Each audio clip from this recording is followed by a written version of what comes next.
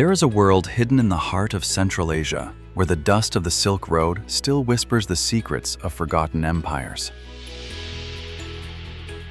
While the rest of the globe races forward, this land remains an eternal crossroad of legends, carved in azure tiles and sun-baked brick. You aren't just crossing a border, you are stepping into a living time capsule that defies everything you thought you knew about the East. From majestic sapphire domes to the haunting silence of desert shipwrecks, prepare to lose yourself. This is Uzbekistan, raw, resplendent, and waiting to be rediscovered.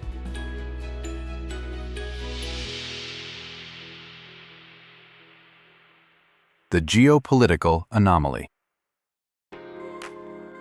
Most nations define their place in the world by their access to water. Seas and oceans promise trade, expansion, and influence, shaping how power is measured and projected. Uzbekistan stands apart from this logic. It has no coastline, no port, no direct path to the open sea. In fact, it is one of the very few countries on Earth that is doubly landlocked, surrounded entirely by nations that are themselves landlocked. On a modern political map, this appears as a disadvantage, an enclosed space, distant from global flows, seemingly cut off from the wider world.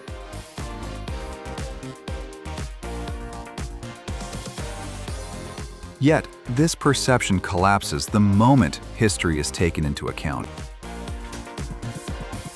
Long before modern borders were drawn, Uzbekistan occupied a position that made isolation impossible. This land sat at the heart of the Eurasian continent, where movement was not optional, but inevitable. Caravans traveling between east and west did not pass nearby, they passed directly through. Chinese silk, spices, paper, and porcelain moved westward across these plains, while gold, glass, and ideas from the Mediterranean traveled east along the same routes. Geography turned Uzbekistan into a passage rather than a destination, and in doing so, gave it quiet control over global exchange.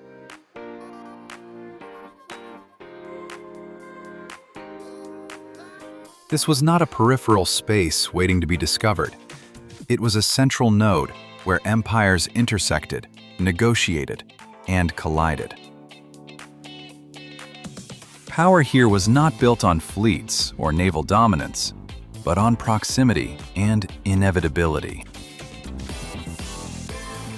To move across Eurasia meant engaging with this land, its cities, and its people. Samarkand, Bukhara, and Khiva were not remote outposts. They were essential stops in a system that connected continents. Trade routes were also channels for knowledge, belief, and language, making Uzbekistan a place where cultures overlapped rather than replaced one another.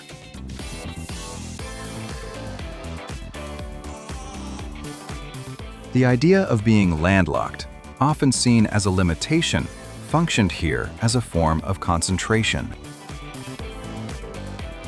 Without access to the sea, influence flowed inward rather than outward, intensifying exchange within the land itself. Uzbekistan did not need an ocean to matter.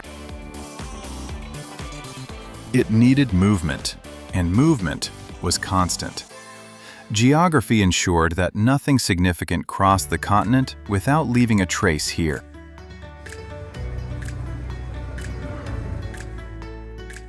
Even in the present, this logic endures.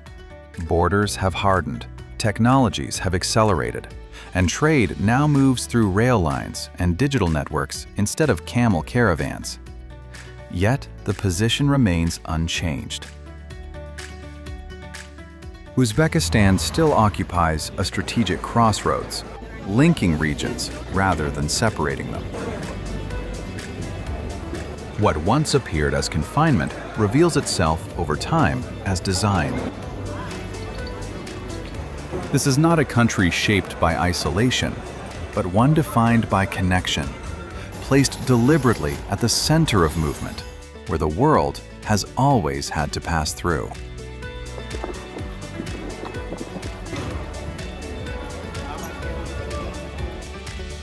The psychology of azure. Step into the historic cities of Uzbekistan, and one detail immediately takes control of your attention: blue. Not a single shade, but an entire spectrum: deep cobalt, soft turquoise, faded sky tones, layered across domes, minarets, and courtyards. In a landscape dominated by dust, sand, and stone, this color is not decorative. It is deliberate.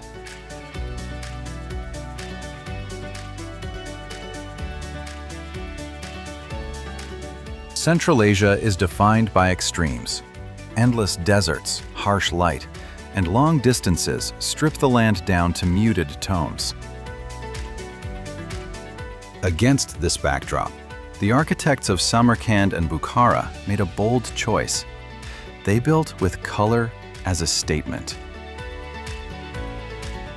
Azure was used to interrupt the monotony of the earth, to lift the eye upward, and to assert presence where nature offered little softness. These buildings were designed to be seen from far away, long before a traveler reached the city gates.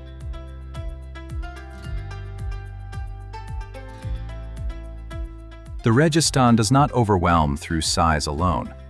It holds power through balance, repetition, and color.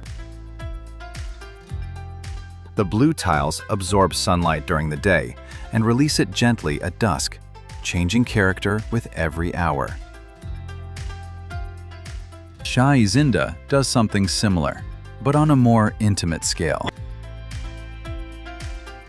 Its narrow passages pull the viewer forward, while layers of blue guide movement and focus, creating a sense of rhythm rather than spectacle.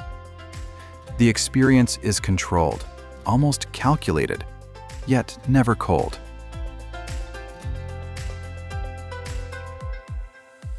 This use of color was not accidental. Blue symbolized the sky, knowledge, and the infinite. In a region where survival depended on orientation and trust, these structures acted as visual anchors. They told travelers they had reached a place of order, learning, and stability. After weeks of moving through empty terrain, the sudden appearance of blue signaled safety and meaning. It was architecture communicating before words were exchanged.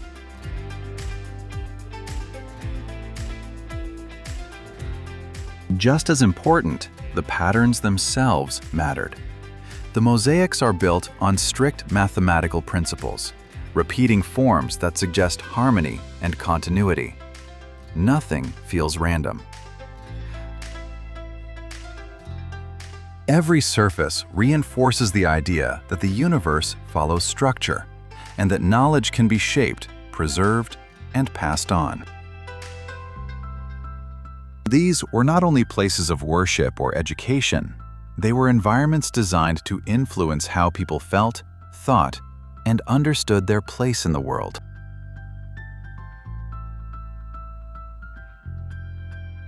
Even today, the effect remains.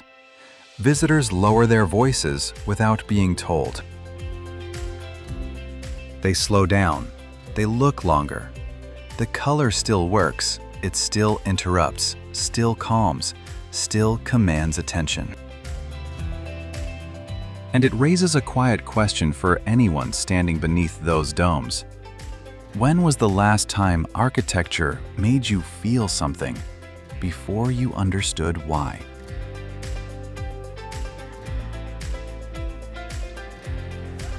The Silk Road, DNA. The true wealth of Uzbekistan was never limited to what passed through its markets. Silk, spices, and precious metals mattered, but they were only part of a much larger exchange. What defined this land was the movement of ideas. For centuries, Uzbekistan functioned as an intellectual crossroads, where knowledge was gathered, tested, and refined before continuing its journey across continents. Traders arrived with goods, but they also carried stories, equations, medical practices, and ways of seeing the world.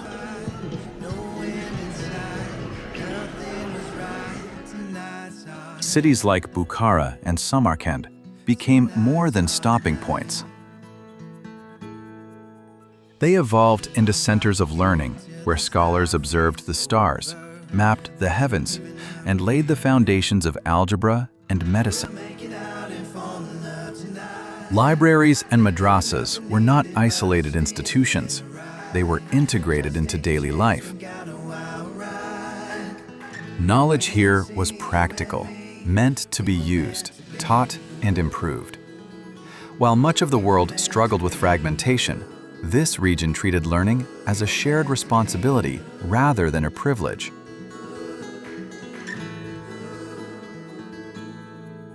This culture of exchange shaped how society itself was organized. The Silk Road demanded cooperation. Survival depended on trust between strangers, on the willingness to host, feed, and guide those passing through. From this reality emerged the concept of the mahalla, a neighborhood bound not just by proximity, but by obligation. Hospitality was not a gesture of kindness. It was a system, a way of ensuring continuity in a land defined by constant movement.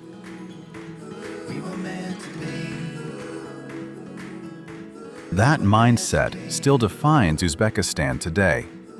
Conversations stretch over tea. Doors open easily. Time is offered generously.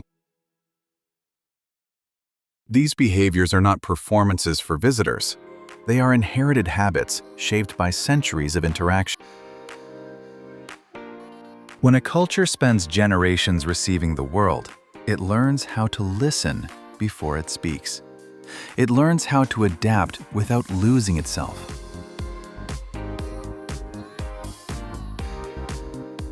The Silk Road may no longer dominate global trade, but its influence remains embedded in the social fabric.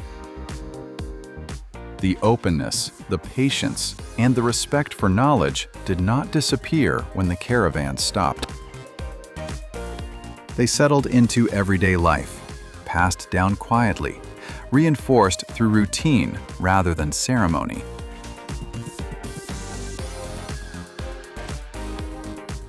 Uzbekistan carries this legacy not as a memory, but as instinct. The exchange of ideas continues, just in different forms. And it leaves a subtle impression on anyone who spends time here. You may arrive expecting history, architecture, or scenery. What you encounter instead is a culture trained by centuries of connection. And it invites a simple question. How many places in the modern world are still shaped, at their core, by the habit of welcoming others?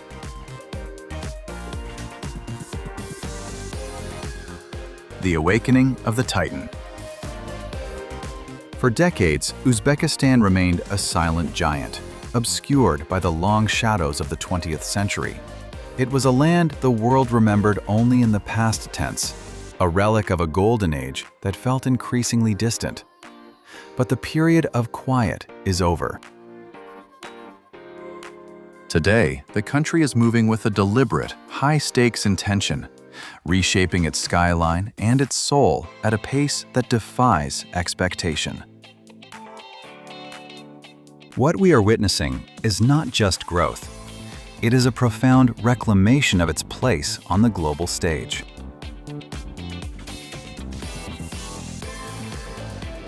The geography of movement is being rewritten.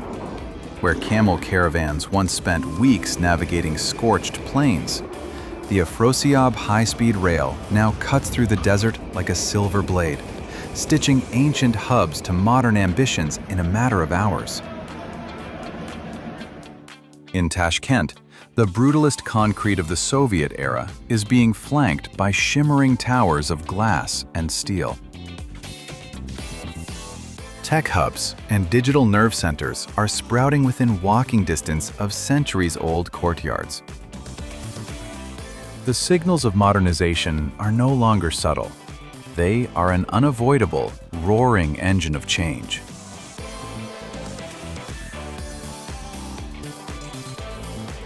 Yet this transformation is governed by a rare logic. It refuses to commit cultural amnesia. In Uzbekistan, progress is not an act of erasure, but of layering. You see it in the architecture of the new cities, glass facades that mirror the curvature of blue domes, modern transit lines that trace the exact paths of ancient scholars. The past is not an obstacle to be cleared. It is the gravity that keeps this rapid ascent from spinning out of control.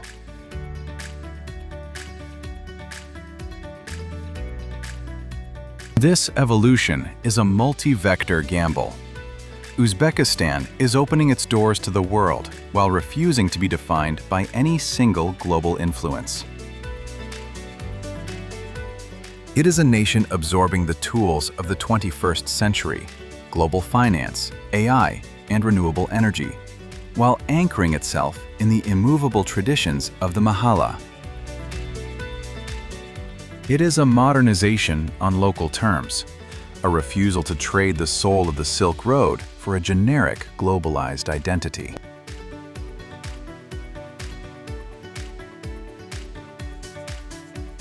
For those living through this shift, the friction is real and visible. The morning commute is a high-speed blur past medieval fortress wall. A startup founder pitches to a venture capitalist over a bowl of plov cooked in a 1,000-year-old style. Young professionals navigate global markets on their smartphones while sitting on the same doorsteps their ancestors occupied for generations. There is a tension here, but it is a productive one. A dialogue between what was and what will be.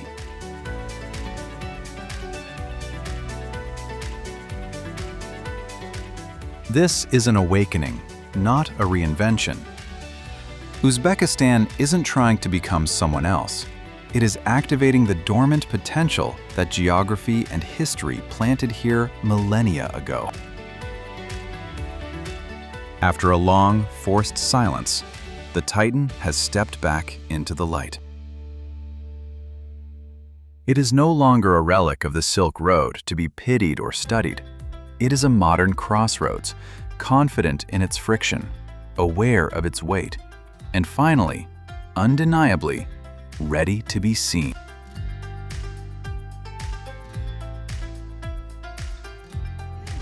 Life at the crossroads. Away from the monuments and master plans, Uzbekistan reveals itself most clearly in the rhythm of everyday life. Mornings begin early. Markets fill with voices. Metal scales clink. Bread is stacked while still warm, and tea is poured before conversations properly start. Nothing feels rushed, yet nothing feels idle. Life here moves with a steady pace, shaped by habit rather than schedule.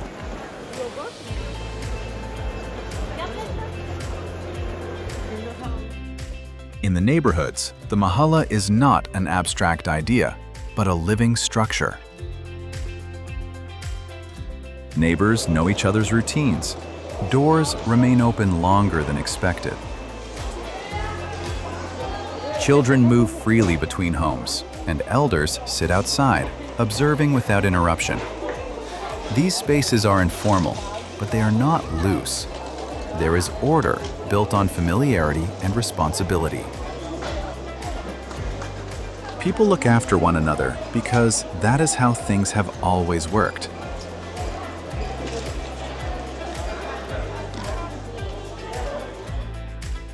Food plays a central role in this daily exchange.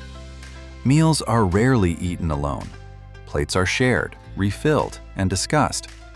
Tea is offered repeatedly, not as politeness, but as an invitation to slow down. Time stretches during these moments. Conversations drift from family to work to memory, often circling back without urgency. In a world increasingly defined by efficiency, this deliberate slowness feels intentional.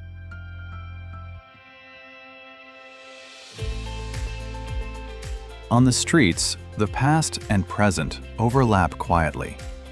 Soviet-era apartment blocks stand beside restored madrasas. New shops open beneath old walls. Young people scroll on smartphones while sitting in courtyards that have hosted gatherings for centuries. There is no tension in this contrast. It feels natural, as if layers were meant to exist together rather than replace one another.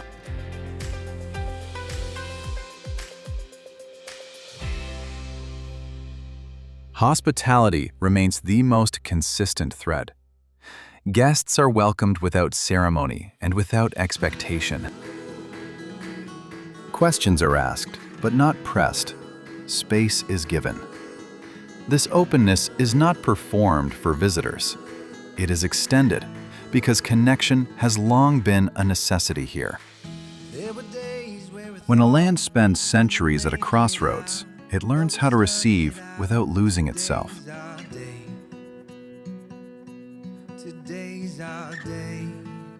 As the day fades, streets grow quieter. Families gather again. The sound of evening prayer mixes with traffic and distant conversation. Nothing dramatic happens, and that is the point. Uzbekistan does not reveal its character through spectacle alone. It reveals it through repetition, through ordinary moments carried out with care. Watching this daily life unfold, one question naturally arises. In a world moving faster every year, what does it mean to live in a place that still knows how to slow down?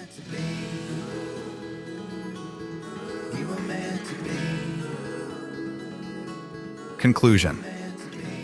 Uzbekistan doesn't demand your attention. It quietly claims it. As the turquoise domes fade into the distance and you fold away the map, what lingers isn't just photos. It's the slow rhythm of an afternoon in a mahalla, the soft hiss of a samovar, the warm scent of fresh non bread, and the easy smile of a stranger pulling up a stool to pour you another glass of tea. The Silk Road may no longer carry camel caravans, but its spirit endures, in long conversations over steaming cups, in the way this country still opens its doors to the world without losing its soul. You leave, but part of the journey stays with you, waiting for the day you return.